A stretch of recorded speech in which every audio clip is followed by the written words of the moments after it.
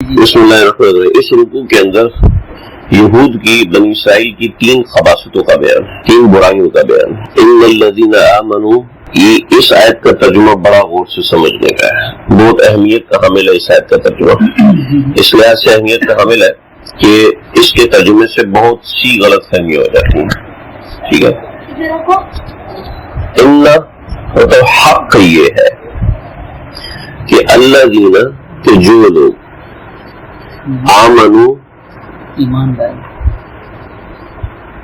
جو لوگ بھی مومن ہیں، والذین، جو لوگ بھی ہادو یہودی ہیں، والنصارى، یا جو بھی نصارہ ہیں، والصابئین، یا جو بھی بے دین ہیں، ٹھیک ہے۔ بہت اہم ترجمہ ہے، ان الذین آمنوا، حق تو یہ ہے کہ جو لوگ آمنو، خواہ وہ ایمان والے ہیں، خواہ وہ مسلمان ہیں، خواہ وہ یہودی ہیں، خواہ وہ نصرانی ہیں، خواہ وہ صابی ہیں، بے دین ہیں، ٹھیک ہے۔ اب لگ رہا من آمن باللہ، من آمن باللہ والیوم الآخر، جو بھی اللہ پر اور آخرت کے دن پر ایمان لے کر آئے، وعمل صالحا، اور نیک عمل کرے، تو فلہم اجرہم عند ربہم، بس ان کا اجر ان کے پروردگار کے پاس ہے، ٹھیک ہے۔ ولا خوف علیہم، ان کے اوپر نہ کوئی خوف ہوگا، ولا ہم یحزنون، اور نہ ان کو غم ہوگا، ٹھیک ہے۔ یہ آیت آپ کی بیگم صاحبہ کے سوال کا جواب ہے، جنہوں نے سوال کیا تھا ہمیں کیا پتا یہودی ٹھیک ہے، ہمیں کیا پتا بس۔ تو یہ اس سینیریو میں جو میں نے سمجھایا تھا نا، تو یہ اس سینیریو میں، وہ سینیریو یہ ہے، آپ کو دوبارہ عرض کرتا ہوں کہ یہودی جس وقت اپنے زمانے میں تھے ٹھیک تھے، عیسائی جس وقت ان کا دور تھا اس وقت وہ ٹھیک تھے، یعنی جب حضرت عیسیٰ علیہ السلام کا دور تھا تو اس وقت عیسائی ٹھیک تھے، ٹھیک ہے۔ اور جب محمد عربی صلی اللہ علیہ وسلم کا دور آ گیا تو عمل صالح یہی ہے کہ آپ صلی اللہ علیہ وسلم کے پیچھے چلا جائے، حضرت موسیٰ علیہ السلام اور حضرت عیسیٰ کی شریعت کو نہ پکڑا جائے، ٹھیک ہے۔ اس لیے عمل صالح کو ساتھ جوڑا، ٹھیک ہے۔ تو میں نے پہلے عرض کیا تھا کہ اللہ نے اکثر جگہ جہاں بھی ایمان کا ذکر ہے وہاں عمل صالح کا ذکر ضرور فرمایا، سمجھ گئی۔ ان الذین آمنوا والذین ہادوا، یہ ذہن میں رکھ لیجیے گا، ان الذین، حق تو یہ ہے کہ جو لوگ آمنو، جو ایمان لے کر آئے، جو مسلمان ہیں، والذین ہادوا، جو یہودی ہیں، والنصارى، سمجھے۔ آگے ان کی خباثتوں کا بیان ہے، یہ جملہ معترضہ کے دور کو درمیان میں ایک بات لے کر آئے۔ اب ان یہود کی خباثتوں کا بیان ہے، بنی اسرائیل کی برائیوں کا بیان ہے، ان کی خباثتیں کیسے ہیں۔ اس سے ہم نے نقمت، ناشکری کا ذکر کیا ہے، یا خباثت اس کو کہتے ہیں، نقمت اس ناشکری کو کہتے ہیں کہ جو انسان نافرمانی کی وجہ سے کرتا ہے۔ خباثت اس نافرمانی کو کہتے ہیں جو انسان سرکشی کی وجہ سے کرتا ہے۔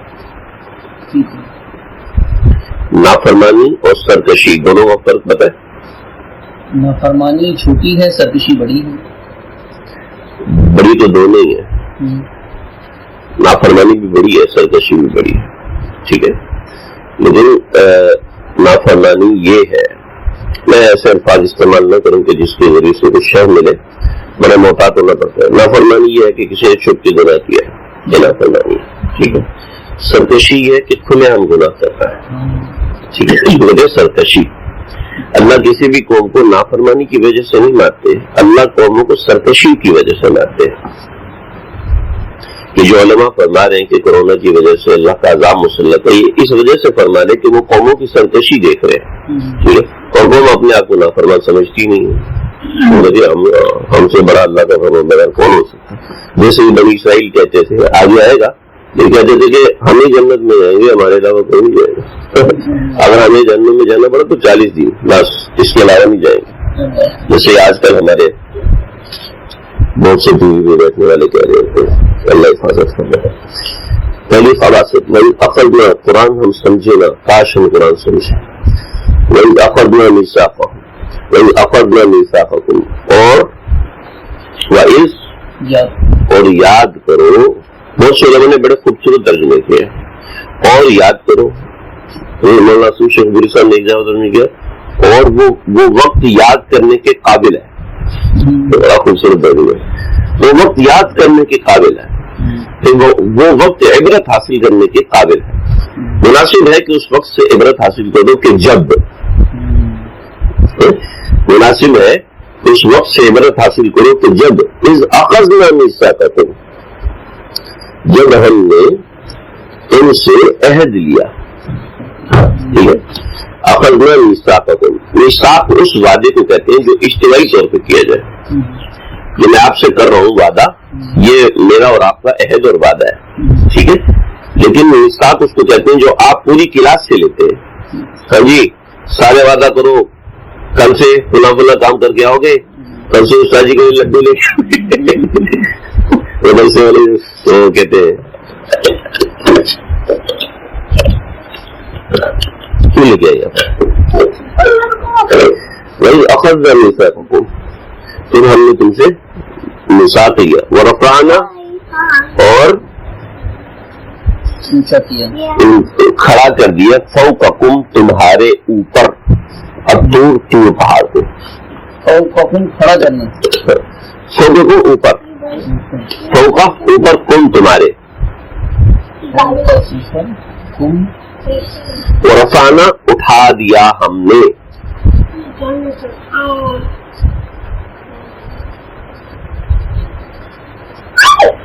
ایک مزید بات سمجھ, ایک ہوتا ہے ذوالحال, ایک ہوتا ہے حال.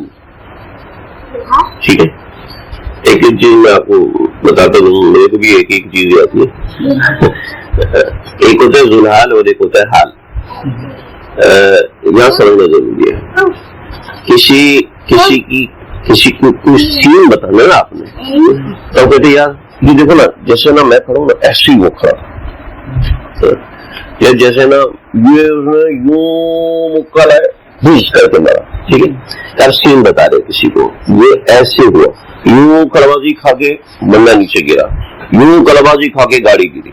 جو آپ بتا رہے, یہ آپ ہاتھ سے اشارہ کر رہے ہیں, یہ ہاتھ سے اشارہ کر آپ اس کے حال کو بتا رہے ہیں. ٹھیک ہے, عربی میں اس کا ترجمہ تھا درا حالے کے, سچویشن بتائی جاتی ہے.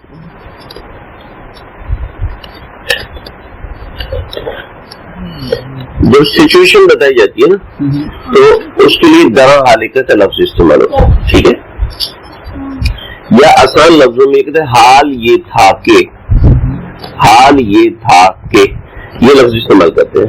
عام طور سے یہ لفظ مجھے 10 پارے ترجمہ کرنے کے بعد بھی اس کا ترجمہ سمجھ میں نہیں آیا تھا, اس لیے میں آپ کو وضاحت سے بتا رہا ہوں کہ کسی چیز کو بتانا ہوتا ہے نا کہ اس سچویشن میں تھا, تو اس کے لیے حال یہ تھا کہ کا ترجمہ استعمال کرتے ہیں. اس کے لیے واضح مطلب ہے واؤ آتا ہے. ٹھیک ہے, اس واؤ کو ہم کہتے ہیں واؤ حالیہ. ٹھیک ہے, اور یار ترجمہ تو ہم اور کا کر رہے ہیں, لیکن وہ واؤ حالیہ ہوتا ہے. وہ سچویشن کو بتا رہا ہے. وہی اخذنا میثاقکم, اور اس وقت کو یاد کرو جب ہم نے تم سے عہد لیا. ورفعنا, اور تمہاری سچویشن یہ بنائی تھی, تمہارا حال یہ کیا تھا کہ ورفعنا فوقکم, تمہارے اوپر طور کو ہم نے کھڑا کر دیا تھا. ٹھیک ہے, یہ ورفعنا کا مطلب اٹھا دیا تھا, کھڑا کر دیا. ترجمہ کر رہے ہیں دوسری جگہ پر, وہی نطقنا الجبل کأنہ ذلۃ, وہ ایسے تھا جیسے بادل ہوتا ہے, صاحبان ہوتا ہے. جیسے صاحبان یہ چھت ہوتا ہے نا, صاحبان اس چھت کو نہیں کہتے, صاحبان اس چھت کو کہتے ہیں جو عام طور پہ آپ گاڑی کے لیے بناتے ہیں, اس کے نیچے گاڑی کھڑی کرتے ہیں, تو ترچھا ہوتا ہے نیچے, اس کو صاحبان کہتے ہیں. تو ذلہ اس کو عربی میں کہتے ہیں. آسان ہے فوقکم, تمہارے اوپر تم کو کھڑا کر دیا, اور تم سے میثاق کیا لیا, خذوا, پکڑو, ما آتیناکم, جو ہم نے تم کو دی. آتی دی نہ ہم نے تم کو, نہ ہم نے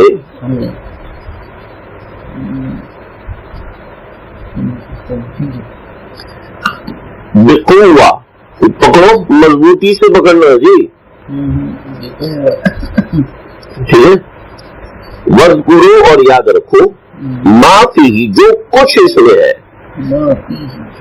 لعلکم تتقون تاکہ تمہیں تقوی حاصل ہو جائے تاکہ تم کو تقوی حاصل ہو جائے. لیکن تمہاری خباثت کیا ہے؟ تمہاری برائی یہ ہے کہ ثم تولیتم.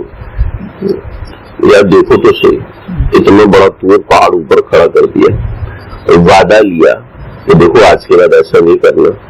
ثم تولیتم, اس کے باوجود تم دوبارہ پھر گئے. من بعد ذلک, اس کے بعد. ثم تولیتم, پھر گئے تم. من بعد ذلک, اس کے باوجود. من بعد ذلك اس کے بعد اس کے بعد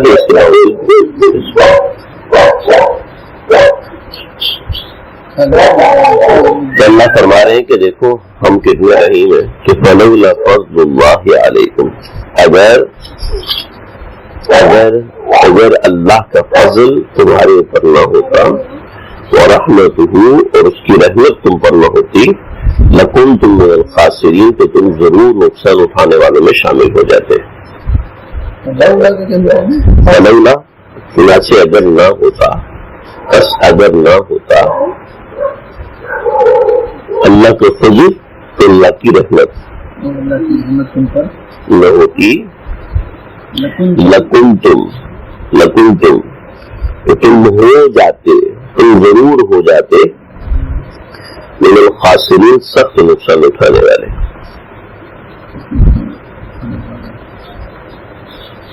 لام تاکید کے لیے تو تم ضرور کے ترجمہ بتانے کے لیے لام آیا.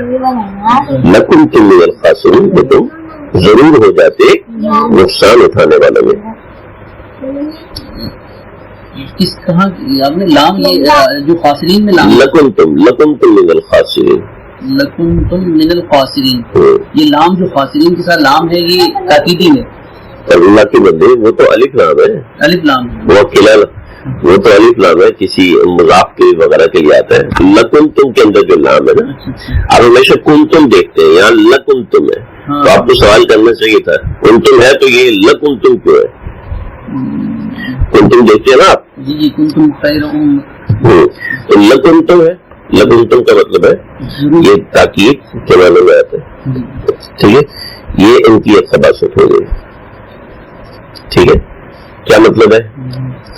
مطلب یہ ہے کہ بہت اللہ کی کھلی نشانیاں دیکھنے کے باوجود بھی انسان نافرمانی کا ارتکاب کرے تو بہت بڑے خسارے میں ہوتا ہے. چنانچہ ہم روزانہ اللہ کی کھلی نشانیاں دیکھتے ہیں, کتنی کھلی نشانیاں اللہ کی دیکھتے ہیں, واضح نشانیاں دیکھتے ہیں اللہ کی. مثلا سمندر کتنی بڑی نشانی ہے اللہ کی, بالکل کھلی نشانی.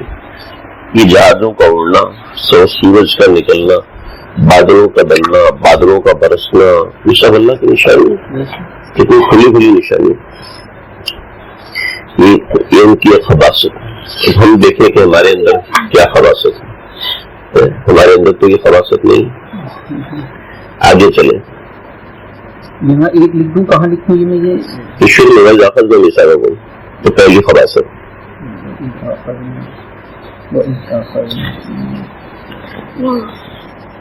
میں نے آپ سے عرض کیا تھا کہ خباثت وہ ہوتی ہے جو سرکشی کی وجہ سے. ٹھیک ہے,